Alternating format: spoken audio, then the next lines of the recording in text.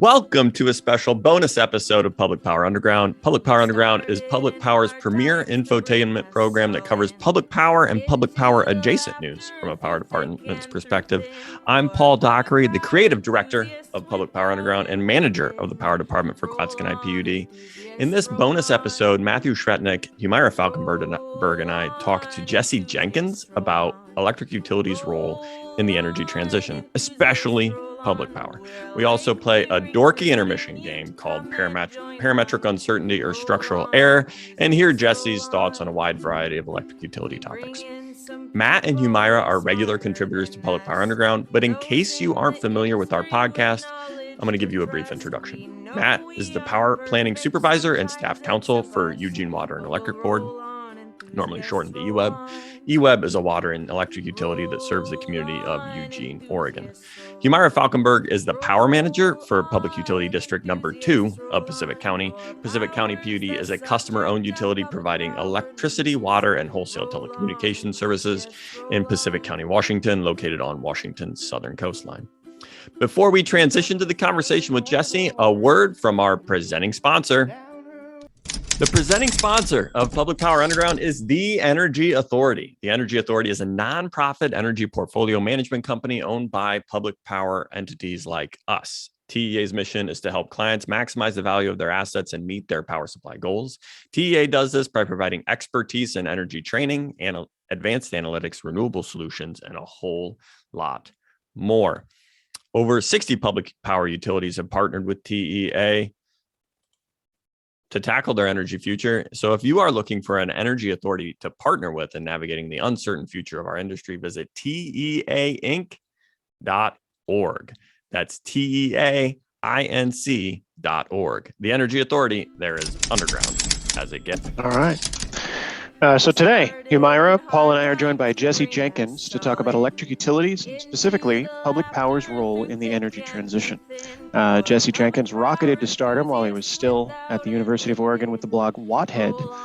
Later, he became geeky famous on Energy Twitter, hashtag Energy Twitter, and more recently finds himself a full-on celebrity after appearing on Jon Stewart's HBO series The Problem with Jon Stewart as part of a panel discussing climate change. Jesse leads the Princeton Zero Lab, which the zero is short for the zero carbon, so the Z in zero carbon, energy, capital E, energy systems research, capital R, and capital O, optimization laboratory. Zero Carbon Energy Systems Research Optimization Laboratory, great shorten there. The Zero Lab, which focuses on improving and applying optimization-based energy system models to evaluate low carbon energy technologies and generate insights to guide policy and planning decisions in national and subnational jurisdictions transitioning to net zero emissions energy systems. I did it. I read the blurb. Wow, Paul. Yeah, way to go on that. Well, Jesse and I have history too. He and I were classmates a long time ago. We first met during Jeff Hammerlin's Northwest Energy Policy course at Portland State University. And we also attended the National Energy Policy course in Washington, D.C. some 15 years ago. Jesse was then working at Renewable Northwest. And Paul, did you know that I was an avid commenter and a follower of Jesse's blogs, Wathead?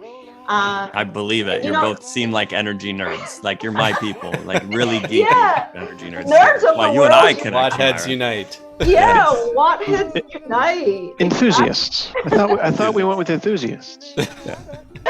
That's right, Matt. Enthusiasts. And even then, actually, Jesse was committed to advancing clean energy transition. And subsequently, Jesse went on to get his PhD at MIT.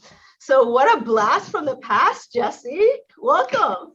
Yeah, it's a pleasure to be here. Yeah, great to talk to you all, and fun if I can't be there in person to at least be talking to folks from the Northwest. As a native Oregonian, it's awesome to touch base and to talk about the energy transition again. We are super excited to have you. Probably should have covered this earlier, Dr. Jenkins. Can we call you Jesse? Yes, please. All right, great, thank you. The undergraduates have to call me Professor Jenkins. Oh, there you go. Yeah, that's my father, right? Yeah. Yeah, welcome to Public Power Underground. Thanks so much for joining us today. Thanks. Should be fun. It should be. We hope it is. We try to be the friendliest interview in public power. That's our goal. So hopefully, usually we don't have. We're kind of ganging up on you today. We got a lot of questions. Yeah, but Jesse, you're a bit of a celebrity in our small messaging group. Often we bring up things that you put on Energy Twitter, and we public power enthusiasts share amongst our small group. But Jesse, so we are, electric utility enthusiasts and public power advocates. Our hypothesis is that electric utilities have a big role to play in energy transition. And Jesse, since you work on macro scale energy systems and public policy, we want to hear your thoughts on the role of public power, more specifically, the role that public power can play in energy transition or decarbonization. So, yeah, great. Yeah. Great question. And I think basically the electricity sector as a whole, and then public power specifically in the areas where you're the primary provider of power, are I always say a linchpin in our efforts to decarbonize the overall economy. The linchpin isn't the whole thing. You take the linchpin out of the wheel, it falls apart. That's the metaphor. I had to look that one up because who's seen a wagon wheel recently? But that's the idea, right? It's or the keystone in the arch, whatever you want to call it. Basically, every study that we've done and that I've seen in the field of how we can get the economy as a whole to low levels of greenhouse gas emissions, ultimately to net zero, which is where all of our human-caused emissions, whatever remains at that point, is perfectly offset by negative emissions, where we're taking carbon dioxide out of the atmosphere and storing it safely in equal quantities. They all require, every net zero transition study requires the electricity sector to cut emissions faster and deeper than every other sector of the economy. And so it has this, massive pace challenge. We got to move quickly to decarbonize electricity. You can see that in President Biden's goals for the country, right? We need to cut emissions in half from peak levels by 2030. But he's also talking about by 2035 going all the way to 100% carbon-free electricity. Right? I think that's a stretch goal, but it gives you a sense of the pace at which we might want to be able to transition in electricity versus the overall economy. And the challenge in electricity is twofold, because we not only have to cut emissions from power, which is roughly 30% of our overall greenhouse gas emissions, so can't get there to net zero without eliminating that. But the electricity sector is also expected to probably double or more in total supply to help decarbonize electricity, to help electrify and decarbonize transportation and heating and parts of industry to produce hydrogen. And so, maybe 2/3 of the overall challenge is effectively reducing electricity sector emissions and dramatically expanding clean electricity supply to decarbonize fossil-dependent sectors that don't currently use electricity. So you mentioned like this linchpin concept a little bit, and I don't know, maybe you can just help me out in my self-consciousness, but when I'm on Energy Twitter, it seems like there's a lot of electric utility skeptics out there. Is it just me reading into it because I work for an electric utility? And how do I help us be seen as important? How do we actually help the innovation instead of being perceived as like this block to innovation? Yeah, I think that there is a fair amount of skepticism, and that I think comes from the role of advocates and change makers and trying to push things forward faster and faster, right?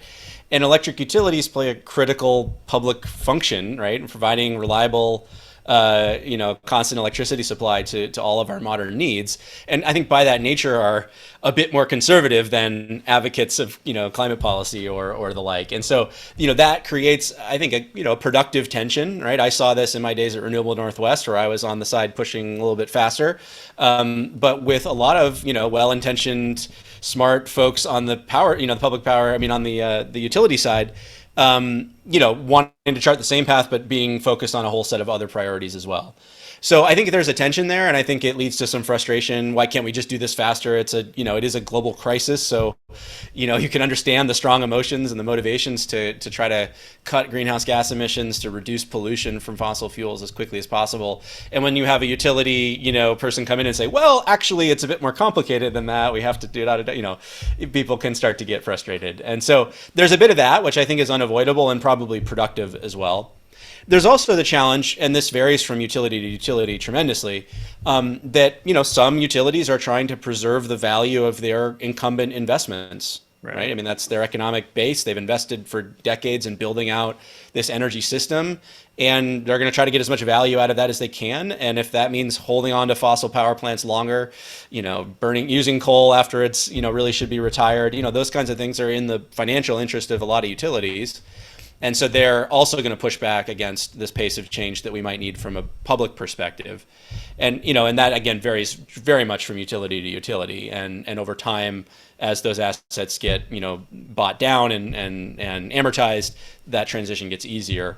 So, I see the electricity sector as, in the long term, a sector that can fundamentally thrive and be part of a zero carbon system. Like I said, it could double market share, right? That's a huge opportunity for utilities. It's great. But in the near term, we have these tensions, right? How quickly can we go? How quickly can we leave our existing assets behind? And that's where advocacy and public policy, I think, have to get in there and accelerate things and make good financial sense for utilities, to make good reliability sense for utilities, to move faster towards a cleaner energy system. One of the things Matt and I talk actually a lot about with people that come on, and Matt, you can interject here too, is the value and the importance of the people and recruiting people who have the same enthusiasm for this electrification, recruiting them into the electric utility industry, because the more passionate people and brilliant people like you we have within our sector, the faster and more innovative we can be and clever we can be in solutions. And so totally right. Help me pitch the people, help me pitch young professionals coming out of Princeton to join Public Power as an electric utility. I think your take is exactly right. And I've seen this, in who we engage with at different utilities over time, right? If you've been doing this for 40 years, right, you might think this is the way we always do it, and there's not a lot of incentive to change. It's worked just fine. If you come in and you say, look, we've got a sector that's in fundamental transition right now, and that's exciting, and I want to go to work every day and try to solve those problems and make that change, like, there's just different mindsets. And so I do think there's a generational shift. It doesn't have to be generational. I don't want to say everybody who's in the sector that's been doing this for 40 years can't also get on board, but it's definitely easier for people who are coming in with a different mindset. Personnel is policy, right? And you see this in business, you see this in government. Quote. Can we use that quote? Yeah, it's not mine originally. You can. Okay. That comes out of the Washington, D.C. world, where, the focus on who the White House and, administration staffs in these key positions is almost as important as what executive orders or what policies they're pushing in the legislature, right? Because personnel's policy, like who's in charge of the Department of Energy's R&D office, who's in charge of the loan program office, right? Jigger Shaw's over there, kicking butt, trying to make that agency do as much, as it can, right? And that's totally different than previous eras. So, so I think we need a generation that's excited about transforming the electricity sector. I mean, my pitch to folks would be, look, this is it's a pivotal sector in the clean energy transition. So if you're motivated by that, you could work on a few other areas that are just as important, but this is central to the transition, and the challenges are huge. So if you like solving important challenges that matter to society, there's a few options that are better than, working in the electricity sector. That's why I get up every day and focus on this, and I've been doing it for 15 years. There's always exciting new problems to solve, and they matter, right? They're not just, something you have to figure out because your business needs it. You have to figure it out because society needs you to solve the problem. I think there's also a pitch here. Yeah, me too. I think there's also a pitch there on public power. Matt, do you want to give them the public power specific electric utility pitch, or did you have another angle you wanted to take us at, Matt? No, that was. I think that is the direction I want to go. Did I misplace my pitch? I didn't know that I had one. Well, we all got to have a pitch in our back pocket. We got to be ready. I wasn't very specific about public versus private, but you're at EWEB, right? So I lived in Eugene for 4 years at the University of Oregon, and we engaged when I was a student. Some of my first sense of how to make change actually came as a student activist trying to get the University of Oregon to transition faster to cleaner energy. We ran a campaign to raise our own student fees, right, through a ballot initiative for a referendum on campus to cover the cost of purchasing renewable energy credits via eWeb to to net out the rest of the power use on campus. Students were overwhelmingly in favor of that, but if the utility on the other end wasn't interested in partnering with us, then there's not really anywhere to go, right? I mean, you've got real limits there. And so the fact that we could turn to a publicly owned local utility that had a very similar mindset, because you're responsive to the your customers and your local population, that made that transition so much easier, right? So when customers have a direction they want to go and the utility is responsive to that because the customers are the owners, I do think that makes a big difference. And I hear a lot of complaints from some advocates again about certain public utilities, right, that are in more conservative areas being some of the most stalwart opponents to this change. And again, I kind of have to explain, like, well, they're the most democratically representative of utilities, right? And so where the population is not all that interested in that change, they are going to reflect that. And so again, the key is to make the case with the public in those areas, the benefits of transition. And if you do that, then the utility will also see the benefits as well because they're very responsive. So that's been my experience. I mean, just like private utilities, you get a whole range of different views as to where the company should be going. But whereas the private utilities are more responsive to their shareholders and maybe the regulators that set their rates, the public utilities are far more responsive to their customer base, in my experience. Just local control. One of the things I love about it, but that's a double-edged sword too, for the same point that you just made. We're seeing that now in Tennessee, shall we say? Yeah. With a certain large federal agency down there and their gas plans. Yep. But we're not here to talk about that. Looking to be respectful of everyone's time, Jesse. We're going to take a quick break here, but are you willing to stick around and chat more after an intermission? Of course, happy to. Excellent. Thank you very much, sir. Okay, Jesse. Typically, there's a tradition here with some guests that I do an intermission game. Okay. Right. And when this is the first one that I've had to do research on before I was able to actually understand what we're talking about. A little embarrassed to admit that one, but let's just start there. I mean, we should. Yeah, I assumed you did research for the John Harrison intermission game too, but I guess not. Who knows? So as I was coming up with this game, I actually was prepping. I was listening to some podcasts, doing my research on you, Jesse, and I learned you're a philosophy major. Is that correct? That's right, Jesse? Yeah, philosophy and computer science dual major at the University of Oregon. Yep. Okay. Part of my advocacy is also trying to get utilities to hire more philosophy majors. I think they make great employees. Matt and I actually are both. Also, they're all out of work, so you should definitely hire more of them. Right. You can find them unless they're lawyers, right? A lot of philosophy majors end up as lawyers, like Matt. That's true. Right, like Matt. Yeah. I was not like Paul. Humaira, I think, is an actual philosopher. She is a lover of wisdom. So that also went into this game. That's true, right, Humaira? You're a lover of wisdom in the truest sense of being a philosopher. I love wisdom. Exactly. Who's going to say no to that? Who's going to say no to that? So I had one of my favorite philosophy courses in college was by Ralph McInerney, who is a Thomist. It was a course on Aristotle and Thomas Aquinas. And he imprinted this theory on me that theater, that television, that art is actually a model of human behavior. And you had an interview with the David Roberts from Volt and talking about different models and how they're a simplification and an abstraction that can teach us by being like an approximation of the real world, for lack of a better word. So I came up with a game. I'm calling it parametric uncertainty or structural error. So I'm going to give you some of the cringe moments in pop culture television, and I want you to tell me whether they are a result of parametric or structural error. Did that make any sense? You ready for this? Yeah, no, I mean, as a modeler, that makes total sense. So parametric error being uncertainty about the state of the world in the future. Right? Often we don't know exactly what the future is going to look like, so we guess wrong. And structural error being problems in the simplification in your model, right? How you choose to represent the rest of the world didn't quite work out, right? Common errors in both, I assume, art and energy system modeling. So take it away. That's the hypothesis. We're gonna see if this actually works as a game, and if it doesn't, you know what, we can cut it. It's fine. It's okay. So my first one, parametric error or structural error. Okay, the cringe scene from the classic GenX television show Friends, when Rachel breaks up with Ross and Ross has a one-night stand only to have Rachel return the next day. Okay, classic cringe moment. Was that error by Ross a structural error or a parametric error?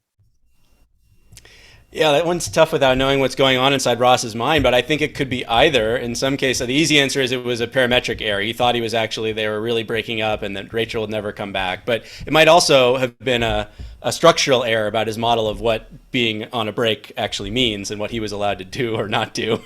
So his mental model of what the breakup meant could also have been flawed. My read is this is a structural error. His structure of what the structure of what a woman is, that model was broken. That's true. Okay. I didn't understand it. Yep. I ain't touching that one. Yeah. That's wise, Matt. Okay. And next one up. Okay. You got the right. I didn't bring my soundboard, but imagine actually in the edit, there'll be a ding because I'm going to put that in later. I forgot to bring up my soundboard. So imagine a ding. Okay. In season 2, episode 15 of Parks and Rec, Ann Perkins hosts a public meeting for Pawnee residents to ask her questions regarding the dangers of Sweetums Nutri-Yums bars. It does not go well, which actually was surprising to Ann. So the question is that it was surprising to Ann. Was that an error in her? Was that a parametric error in her view of the world or a structural error in her model of how public meetings go?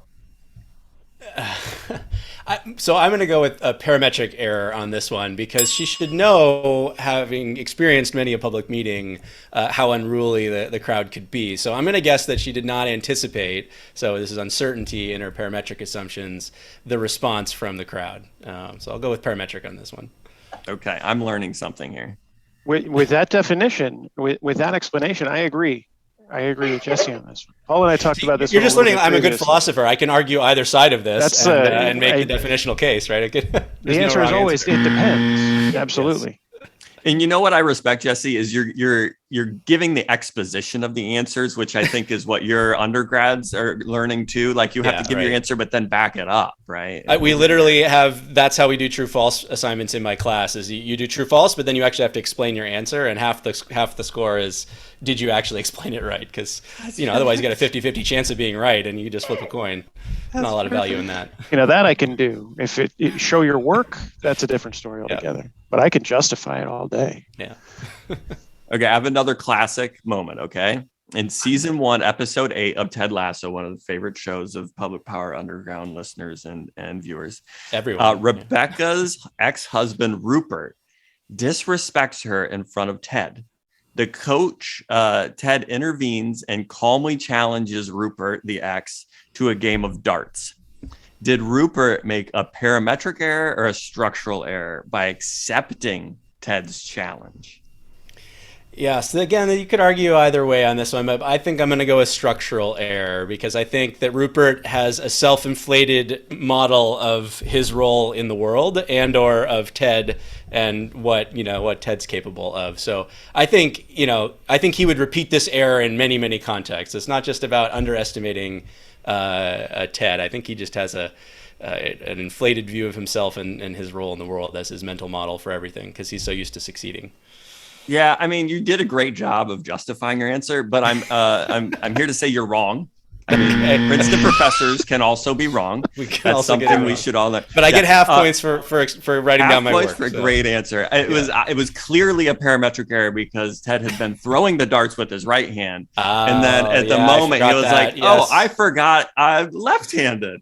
That's clearly true. A parametric error. He did not know that's that he true. was been throwing it. Okay, because he was judgmental. Yeah. Not curious. Yeah. Yes, he was. And I missed that nuance. Yeah, I forgot that piece. Yeah, so maybe it's a bit of both. I don't know. See, no, I got the nuance. I still like Jesse's answer better. I mean, it was a fine answer. He's still getting it wrong. He's getting it at most. Okay, so at least get a B plus. You're going to get a B plus. That's probably it. It's all right. Okay. I got the last one. You ready? Right. Matt has not watched Succession yet. Humaira, have you watched Succession? No. No. Jesse, have you watched I Succession yet? Yes, okay. Definitely. Okay. So no spoilers. I'm going to try to frame this in a way that doesn't have spoilers. In Succession, are the Roy children continuously failing because of parametric errors or structural errors in their model of Logan Roy's behavior? Again, I think I'm going to go with structural errors. I think that they just don't have a very good mental model of how the world works, and that's why then they're just terrible people. That's why they keep failing. But again, you could argue the other way around. Logan exceeds at surprising people, right? So he doesn't like to be pinned down and easily understood. But I think I'm going to go with structure there because this is all of the children routinely get this stuff wrong. I think it reflects their worldview. So obviously you're going to get this one right because it's the last question you got to get right. But so there's going to be a ding. Imagine the ding. I was also thinking, is the parametric error there that they all think that he loves them and that's just wrong? That could again also be a structural error. Oh, is that a structural error? Or structural? Well, it depends, right? I guess. Yeah, I don't know. Yeah. It could be a parametric error in that sense. I was thinking of that as a parametric error. They were thinking it's a belief that is wrong. It's a belief that's wrong, right? It's an input that's wrong. So we both got that one right. I think that answer may be both. It's both. They don't know how the world works, and they think they love him. Yeah, he loves them. There we go.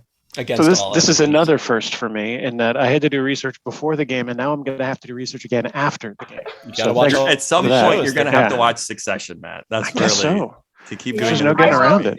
Yeah. Yes. You still haven't watched Ted Lasso. No, Humaira has. You keep blaming her. You keep accusing her of terrible things, Matt. She's watched Ted Lasso. Congratulations, Jesse. You've run the game. There we go. Yay. Congratulations. You've run the game. I very much appreciate the effort that went into that. That was very well done. Okay, thank you. The first time I read it, I was terrified. The third time I read it, I had a really good time.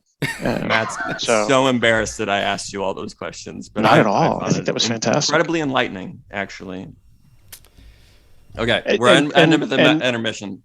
End of intermission. But the fact that you engaged at that level and to that depth, I think speaks well for you. That was a lot of fun. So thank you for that. I'm not sure if I'm going to insert this before or after the intermission game. So either that was a great intermission game or just wait a minute and the intermission game is coming up. It's going to be lit.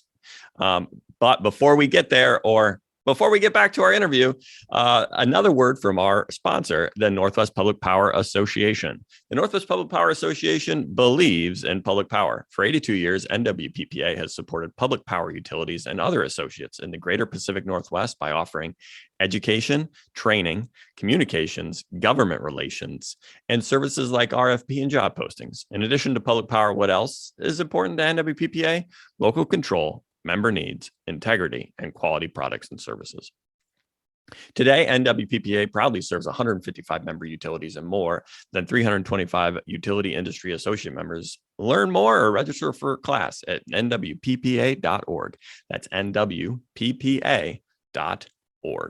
Believe in public power. Now back to the crew for some more, or to close it out, or to do an intermission game. One of those things is about to happen next, and you know which, and I don't. We are back. Hoping to dig in with some more substantive questions at this point, if we could. So I spent a lot of my time both advocating for electrification, electrify everyone out there who is listening, and also considering the impacts that electrification is likely to have on my utility and my community, and then also on the Northwest as a whole. So with that in mind, I wanted to recall the comments that Catherine Dixon made on the episode of The Problem with Jon Stewart that we referenced earlier, the now famous episode that you were on, where she noted that roughly 80% of the energy used in this country is not electric, and is not currently able to be electrified.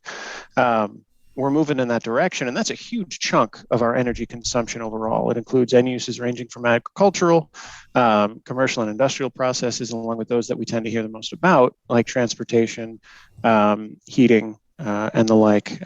as you mentioned earlier, the stuff coming out of the utility industry.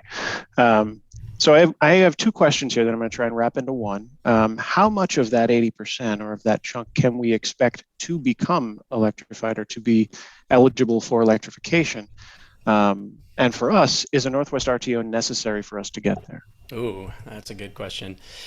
So yeah, it depends on how you slice this. If you're looking at primary energy inputs or final energy inputs, depending on fossil conversion. But yeah, our analyses of different pathways to get to net zero for the country as a whole in the Net Zero America study see electricity demand as a whole more than doubling, and their final share of electricity growing to about 60% in a high electrification scenario, 50% maybe, with another 10%ish from hydrogen, ultimately from electricity.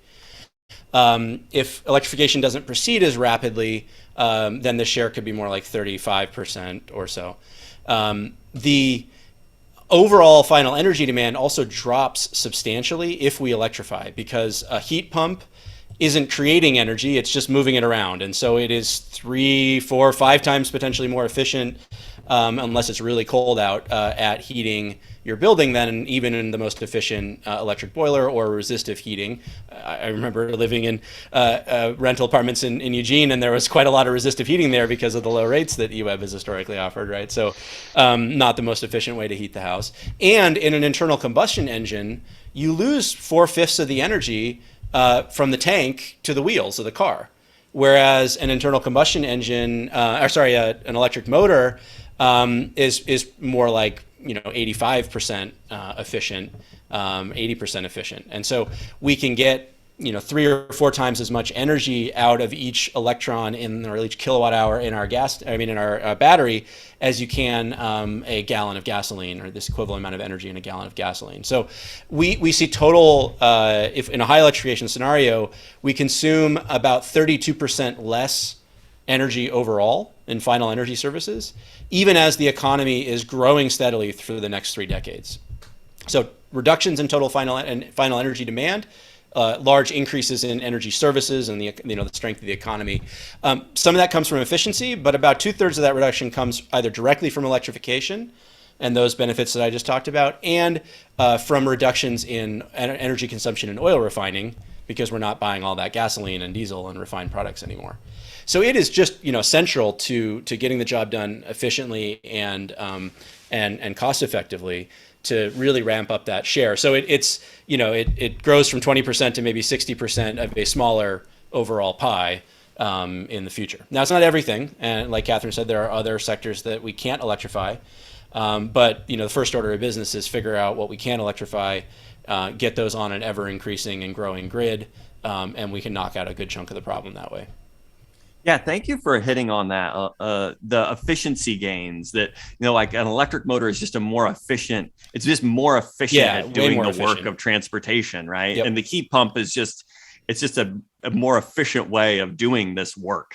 So you can heat pumps are magic. Do more. Yeah, work. They're magic, right? They create more energy than they use. Not really. They just move it around. But yeah, it's an incredible. You talk about something being 300% efficient. It sounds like magic, but and you see this in industry, which uses almost exclusively electric motors for this reason, right? Yeah. I mean, early industrialization was using internal combustion, reciprocating diesel engines, but they all switched to electric motors because it's by far the most efficient way to go. I don't know. I have a 4-year-old kid, so I read a lot about trains. I'm not sure if you do.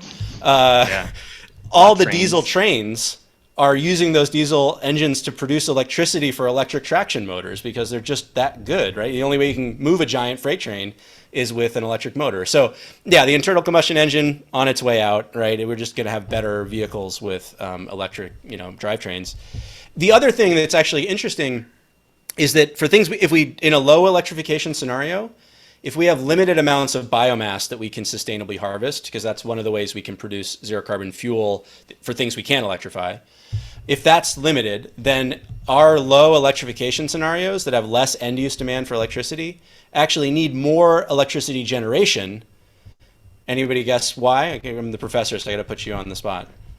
So it has to do with these efficiency questions. The Socratic method is just, I don't know. Why would a low electricity demand scenario have more electricity generation needs? It's a great question, Professor. Variability? I don't know the answer. Hydrogen. So if we can't electrify end uses, answer. then we have to turn to hydrogen to a greater degree for industry, for displacing pipeline gas, for even transportation. And again, you lose a third of the electricity when you turn it into hydrogen, and electric fuel cell, if you're using it for transportation, is only 50% efficient or 60% efficient as opposed to 80. So again, it's the same kind of issue. We need more electricity upstream if we're not actually using it downstream, if we're converting it into hydrogen, moving that hydrogen around, and then ultimately converting it back into electricity in some fuel cell or electric motor. So yeah, it's just essential that we expand the amount of electricity supply and that we make all of it clean from here on out. I gave a presentation on hydrogen last week and I didn't get that right. It's going to bother me for quite some time now. Yeah. I expect a more sophisticated answer from the Princeton professor than just the hydrogen. Of course, the answer to every question seems to be hydrogen at this point. That's I true. want to push you a little bit on the second half of Matt's Yeah, I was going to say, I was just going to do the same. juicy question about an RTO. Yeah, because we're, the Northwest is, very lots of BAs. It's a bilateral market still, similar to the Southeast. What's your thoughts on the need? Like, is it needed in order to adopt and electrify this huge of increase in electric consumption? I ultimately think it is necessary to have a regional scale organization that does the same things that an RTO does, right? Whether that is an RTO or those functions divvied out on 2 or 3 different entities, right? Because you think about what does an RTO do, right? Well, it runs short-term energy balancing markets. Okay, well, you already are getting that with the Western Energy Imbalance Market. And you just see in the inexorable creep of the boundaries of that market that it just makes total sense to have one balancing market for the whole West, not 55 or 62 or however many there were before that. So that makes total sense. And then, as my old mentor Bill Hogan at Harvard always, noted, you got to get the short-term price signals right first, because everything else follows from that. And so my prediction is that once you have well-established a region-wide energy imbalance market, well, it only makes sense to start defining forward contracts and day-ahead contracts and things that settle against that real-time price, because that's how everybody else in the world does it, right? Having bilateral contracts just have very high transaction costs. And so once you have a good, transparent, public market signal to settle contracts against, it just makes sense to start having a multilateral standard futures contracts, aka a day-ahead electricity market. Or month ahead or week ahead, whatever else. So I think, again, like maybe that is run by some third party, power exchange like it is in Europe, right? The TSOs in Europe don't run those markets. There's a separate, just like stock market, basically. But it's going to happen, I think, because it's just better. It's more efficient. And then the big one, the one I think is indispensable, is the planning function. Because yes, we need to balance renewables from all over the country, all over the WEC in the short run to manage everything efficiently. But we also have to plan at that large scale as well, because we have to be expanding transmission at a regional scale. We have to be siting hundreds of gigawatts of wind and solar across the region. And so what you do in one state affects what the other states need to do as well, right? In both positive and potentially negative ways, right? If I say, well, I'm not going to develop my wind or solar resource because I don't want to see the wind turbines, but I want to get the power from somewhere else, now you've got more demand for that region to produce the wind, and maybe there's not enough of it. And so there's just so many trade-offs at a regional scale on the planning side. Someone has to manage that efficiently. And so whether that's, again, some kind of very well empowered regional stakeholder planning process that all the governors and regulators are involved in, or it's an actual RTO that plays that role, it just makes sense, I think, to do that, not just across the Northwest, but really across the whole Western interconnect. Follow-up question, if I may. Awesome answer. Let's start with that. That wasn't a question. We were talking about public power earlier. In getting there, as you said, with the many alternatives that you kind of outlined there, do you see public power as being a hurdle to that process, given the structure of local control? In some ways, yeah, because it does run against the instincts of sort of your own sovereignty, right? It's I'm thinking a lot about Europe lately for obvious reasons. So it's a little bit like the European Union, right? In order to strengthen your own sovereignty in some ways, you have to give some of it up, right? In order to get the outcomes that you want and your local population wants and needs, which is an efficient, low carbon, reliable electricity system, you actually have to take part in a global, or a WEC-wide governance structure that at that level dilutes your sovereignty a little bit, right? And that's there's sort of an immediate apparent tension there, but I do think it is, maybe circuitously, like the best way to actually deliver on what your customers want. And it's especially for public power. In many cases, they're so much smaller utilities, without large transmission systems to rely on their own.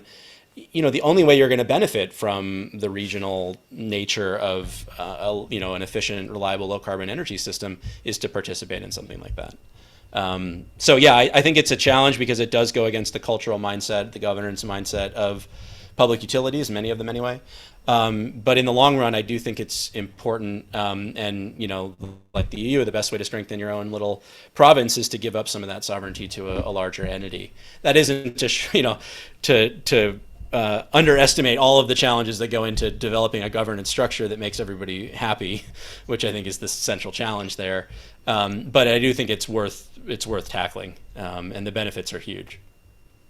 Jesse, your approach to that answer is actually very similar to the way you were answering the intermission questions with parametric uncertainty and structural error. I guess it depends, huh? Yeah.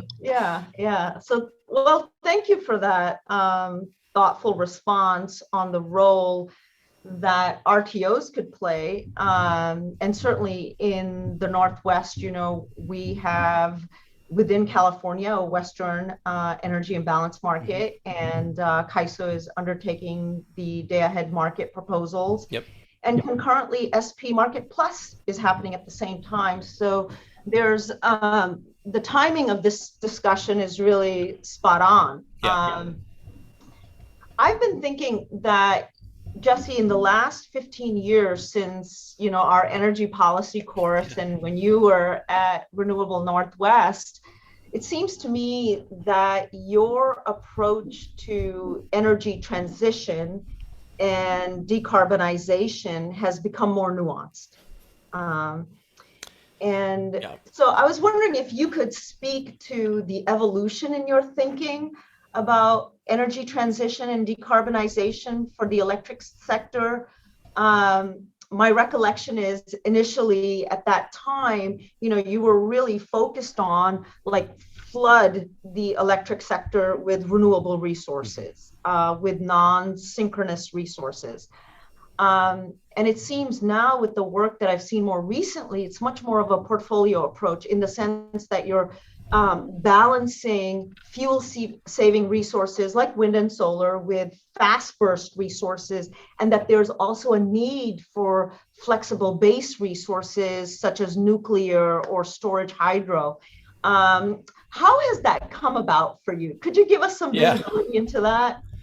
Yeah, I think that's a great observation, and I, the two things I would say have led to that primarily. One is I've been incredibly fortunate to get to spend my time studying this big complex question for 15 years, and hopefully if I'm doing that well, I'm understanding the complexities more and more, and that necessarily leads to the need for more nuance, because it is a huge, complicated, not simple problem, and so the solutions can't be simple either. The other thing that's changed a lot is just where we were in the development of the industry and the technology. So, if you go back to, 2006, 2008, we passed the Oregon Renewable Energy Act in 2007, right? So 15 years ago, at that point, wind and solar were still expensive alternative energy technologies, right? That was the term of the day, alternative energy. And, if you were going to get my recollection is if you could get a wind PPA for $100 a megawatt hour, that was a steal. Yeah. Great, go get it, do as much as you can. And solar just wasn't even really on the radar in the Northwest. It just, it wasn't sunny enough. The sunnier east was too far in terms of transmission. Wind was cheaper, so why even really bother with solar in the region? Flash forward to now, and we've seen a 90+% decline in the cost of solar, a 2/3 decline in the cost of wind, and these are now, $30 a megawatt hour or something like that for PPAs. So just dramatically lower costs, and they're now the bulk of new capacity additions. They're the cheapest mainstream option. So it's not alternative alternative expensive energy anymore. And so part of that is, part of my view on this has been, we did the job correctly then with wind and solar by creating niche markets through voluntary public power programs, right? Like we have, which, the Northwest has been really strong in at both the public and private utility level.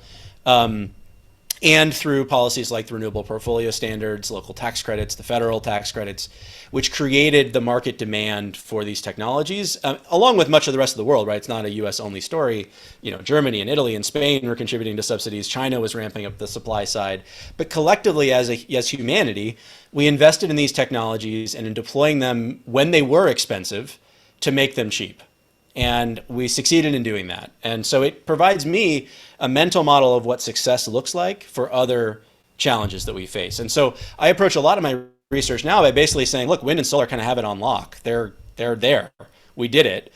Batteries as well now, right? Lithium-ion batteries are also 90% cheaper than they were a decade ago. And you look at what's happening in the electric vehicle market, and it's just like we've gone over the tipping point, right? It will be electric now. The future is electric. The question is just how quickly do we get there? Because the technology is just better now. And so that's my mental model for what success looks like. And so what then I do is I go look at, well, how far can we get with wind, solar, and batteries? And the answer is pretty far, but not to 100% carbon-free electricity. And so, you see in a lot of these studies that the more and more wind and solar we deploy, initially they're very valuable because they displace the most expensive fuel-consuming resource on the margin at whatever hour they're generating, right? They're free when they're there, so they come in on the bottom of the supply curve. They push out of the top of the stack your old inefficient coal plant or gas plant, whatever's the most expensive. And that's why I call them fuel-saving resources, because primarily that's their value add, is they're free when you got them and you don't need to consume the fuel and all the very expensive costs and emissions that go with that. But as we deploy more and more wind and solar, their output is concentrated in the same hours when it's really windy or it's really sunny. And so you more rapidly reduce use of fossil fuels in those hours than you do on average across the rest of the year.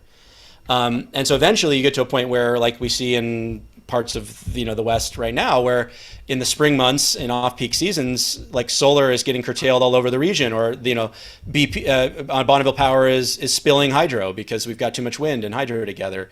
And in those hours, more wind and solar is literally worthless, right? It has zero market value and zero emissions reduction value. And so, it's not a knock on renewables. They're going to be stars of the low carbon team, and they're going to probably provide the bulk, the majority of our electricity by 2050. But expecting one or two energy resources to do everything, your star point guard to also get all of your rebounds and to be your outside shooting guard and all that, like, it's just not a great way to go. You need other non-glamorous athletes on the team to get out there and have the big center up there, catch the rebound and kick it out to your point guard. So seems like you're very familiar with these sports analogies. You want to talk more about sports? It's very good. I did go to the University of Oregon when we were decent at basketball, so I got some basketball analogies for you. That's another Dave Roberts clapback, though, from an exchange this morning. If or maybe last night, I don't know. Twitter isn't real, and neither is time. Time is a loop, right? Yeah, but the analogy of solar and wind being the star player as opposed to the only player, I think is fantastic. As you noted. Yeah, because it's a tricky one, to try to point out the limitations of a technology without coming out as if you're anti-wind or solar. I'm the only industry I've ever been paid to advocate for is the renewable energy industry. So I am very much pro renewables. But so my view now reflects, okay, so wind and solar and batteries are there. Batteries provide a lot of short-term variability and flexibility within a day. And what that leaves is a big gap, which is the periods of time when there's just not a lot of wind and solar across much of the region for a prolonged period of time. The Germans have words for everything, right? Because you just take two words and glom them together, and then maybe if you need more, you add another word, and you just get these really long words. So their word for this is the Dunkelflaute, or dark doldrums, which are periods when it's not windy and it's not sunny. And these can last for days or weeks across across the WEC size region. And in those periods of time, we need a technology that can sustain output for as long as we need it, whenever we need it. And I call those firm technologies, and ideally what we need is firm low carbon technologies to replace natural gas and coal, which are the firm technologies we rely on today. And so, that's our remaining innovation challenge in many ways for the next decade, is to repeat the success that we had with wind, solar, and lithium-ion batteries with one or more, ideally several, firm low-carbon technology options, which could be advanced nuclear, advanced geothermal, carbon capture with natural gas plants. It could be zero-carbon hydrogen produced from clean sources that's burned in combustion turbines or fuel cells. And it potentially could be very long duration, very cheap energy storage. But I've done some research on that as well, and it's not a great immediate substitute unless it's extremely cheap. Like, think 2 orders of magnitude cheaper than a lithium-ion battery in terms of the dollars per kilowatt hour. Otherwise, it plays more of an intermediate role where it displaces some firm and some flexible and kind of sits in between. But those are the technologies that are less mature than we want them to be today. They're more costly, and they're in that early stage where they look like expensive alternatives that it's very easy to just say, forget that. Why would I want to invest in that expensive technology when I have wind and solar? And if we had answered that question the same way in 2007 when it was wind and solar that we were asking that question about, we would not be where we are today, and we would not have those star players on the court. So the challenge is to repeat that success and make the firm low carbon technologies cheap over the next decade. We can rely on gas in the interim to play that role, just use the capacity and burn less gas over time. And displace it with fuel-saving wind and solar. But to get all the way to 100% carbon-free cost-effectively, we need to be proactively developing firm low-carbon technologies to be ready in the 2030s and 2040s to step in and fill out the rest of the team. Yeah, I think that's incredibly helpful answer and framing. I mean, in the Pacific Northwest, we have these wonderful hydro resources, right, that do some of that capability. They do some of that, But there's only so much of it, right? We have sort of a limited amount of, of hydro. And as we talked about earlier, where we're going to be expanding electrification, I think you said we're doubling. We may need to add resources to supplement this wonderful resource we already have in the Pacific. Yeah, and it does, the hydro base provides a really good foundation to grow from. Just like much of the Northeast and Mid-Atlantic has a lot of nuclear as a kind of existing foundation to build on and add more low carbon technologies too. But both of those have their limits to how far we can go with the existing stuff.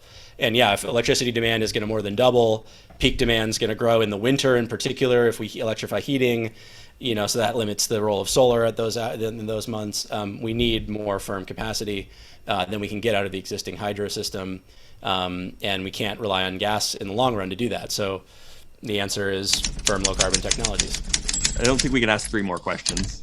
I don't think we can ask 3 more questions either. Let's go to kids. And then we only have 2. You got to talk about modeling. modeling. You want to do kids first and then modeling? Well, I want to ask about merch too. I'm not cutting merch. I love merch. Leaving that in. We're not cutting merch. Kids or modeling? What do you want to talk about, Jesse? Kids or modeling? Either. Yeah, I don't care. Kids. Let's talk about kids. Go for it, Matt. Jesse, you mentioned earlier you've got a 4-year-old son. In our house, I do as well. In our house, it's not trains so much as I guess what are now known as fossil fuels or dinosaurs. All the dinosaurs, all the time. Paul also has young kids. I've got a daughter that's 1.5. So as we noted, 2 under 5. At the same time, you're really plugged in.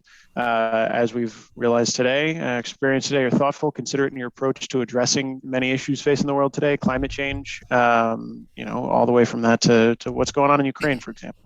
And yet you seem relentlessly positive. It's inspiring. It's nearly Ted Lasso-esque in its consistency and reach, in my experience. And so, given this relatively unique opportunity that I have here, I have to ask, how do you maintain such a positive outlook? And dear God, could you please teach me? Let me try. Yeah. Look, it's hard. I mean, you're all in the Northwest. My family's all there. So, when half of the West is on fire every summer now, and my dad can't leave his house for days at a time because it's just not safe for him to breathe the air. It's hard to be positive, right? Till you look at that and you say, Jesus, we've failed, right? And on many ways, I think it's fair to say we have. I mean, if you go back to the original UN climate summit, the goal that the global community came together to accomplish was to prevent, quote, dangerous climate change. And we've clearly failed to do that, right? The danger is here, the harms are here. And that's I'm terrible. not feeling any better So yet, this Jesse. is not the positive part, right? But the positive part is we can still make a huge difference, and we are, right? We are winning in some ways, right? We're not winning fast enough, and that's terrible. And some of that is previous generations, responsibility. Some of that is us maybe not working, as successfully or as effectively as we could. But, we are making progress. We are grabbing hold of a bunch of different levers, and we are yanking as hard as we can, and we are moving the needle. And so again, we talked about how far wind and solar have come in 15 years, or how far electric vehicles are come. That's, maybe together, just those two successes is like half of the problem, right? And so if we have basically, it's still a long way to go to get the infrastructure, do the deployment, all the work, but if we have more or less have line of sight on half of the problem now, and that's just happened within my 15 years of working in this sector, and where I feel like I and others like you have contributed in very tangible ways over that time to moving those solutions forward, that's where I derive my optimism from, because I think we can win. We can transition cost effectively and successfully to a clean energy system that is just better for society, right? It's not just that it solves climate change, but the public health benefits from reduced air pollution, our reduced dependence on the whims of a global commodity like oil, and the ability of one crazed dictator to, affect everyone in the world. Sorry, it's hard to talk about. We have to end that. We have to get off of those fuels. And so there's just so many reasons to move the energy transition forward that, and more people seeing that and getting on board with that and pushing. One of my academic colleagues, Roger Pilkey Jr. at University of Colorado or Colorado State, the political scientist, he likes to remind us that the job of politics and therefore political advocacy is not to get everyone to think alike. It's to get them to do this, to act alike, right? And we don't have to have the same motivations to want to proceed with an energy transition. And since there are a lot of reasons why we can all see a benefit here, there are a lot of ways to make progress. So again, coming back to successes, I remember, going to Salem to try to advocate for the Oregon Renewable Energy Act in 2007, the first RPS in the state, and everybody from the Willamette Valley, basically all the reps from the Willamette Valley were already on board. And so we didn't really need to convince them the benefits of tackling climate change and building out renewable energy. It was the rest of the reps from the coastal and southern, eastern portions of the state, which tend to be more conservative and different priorities. And so the thing that flipped the politics on that, the kinds of advocacy that flipped it, and it made it a 2/3 bipartisan majority when it passed, was the sheriff from Sherman County, coming in and saying, we used to not have 24/7 dispatch service because we couldn't afford to have somebody answer the phones, and we only had one sheriff's deputy. And now we have 24-hour service. We've got 3 new deputies. We've got a brand new, car. Our schools are gold plated. We have some of the best property tax base in the country now. Farmers coming in and saying, I thought I wasn't going to be able to pass on my farm to my kids. And now saying, I've got this new steady revenue stream from, wind and leases on that. And all of a sudden people's eyes open to all the benefits of this kind of transition. And so, I guess I've seen enough examples of making progress in the time that we've been working at this, that it motivates me to get up every day and grab the biggest lever that I can and try to keep, accelerating that flywheel and, keep making faster and faster progress. Well, thank you for pulling the lever. One of the levers is electric utilities like us. We are electric utility enthusiasts. I hope you are too. Of course. We're going to have Public Power Underground merch. And one of the merch we're going to have is electric utility enthusiasts. Think about whether you want some electric utility enthusiast merch. When you were on the Volts podcast with David Roberts, you talked about how the academics will translate some of their research or models into algebraic expressions. And it got me thinking, when I was first training a new employee we have, Luigi Jalin, I was trying to explain to her the basic fundamentals of power planning. And I came up with my own axiom. And so what I'm going to ask you to do today is much like what Jasper asked Xavier to do on the hit TV series The After Party on Apple TV Plus. I'm asking you to bless my track and specifically bless my axiom. Okay. So the central axiom is the sum of power supply equals the sum of load. Yes. Really beautifully depicted on some merch. Is this a good axiom for public power, for electric utility enthusiasts like us? It's the central constraint in our model. So the demand balance constraint is the central constraint in every one of our electricity system models too. Supply has to equal demand in every hour, every minute, all the time. That is the constraint. It's wonderful. Okay, I saw the pictographs you made. Those are excellent. It's very succinct. You should see the 5 lines of code it takes to write our demand balance constraint. So I think you've done a great job of thank you very much. Expressing that on a shirt. I'd be proud to wear one. It's excellent.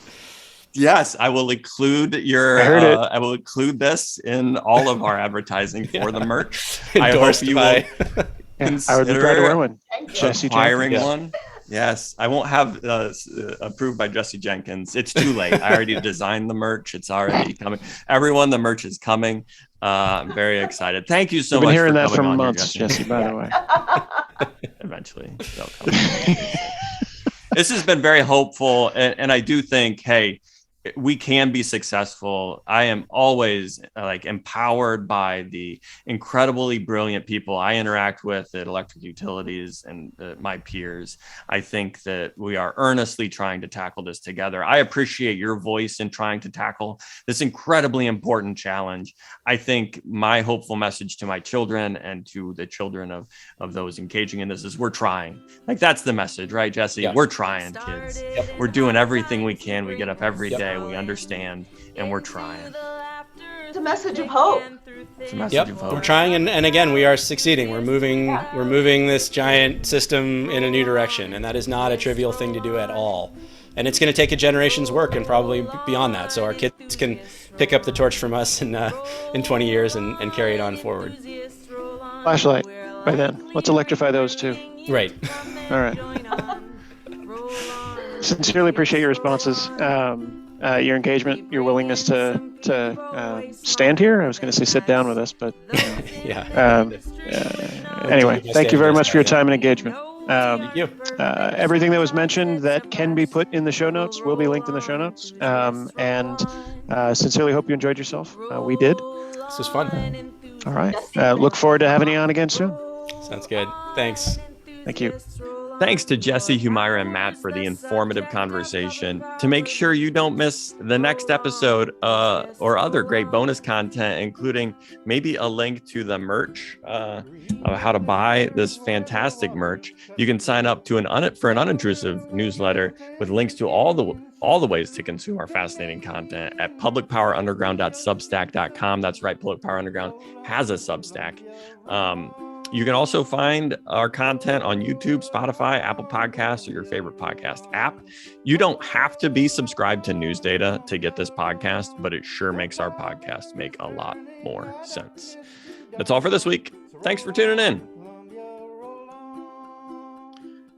Public Power Underground is a production of Cloud-Sky PUD and News Data. The views expressed here are our own and not the official views of Cloud-Sky PUD, News Data, or the organization of the guests also appearing on Public Power Underground.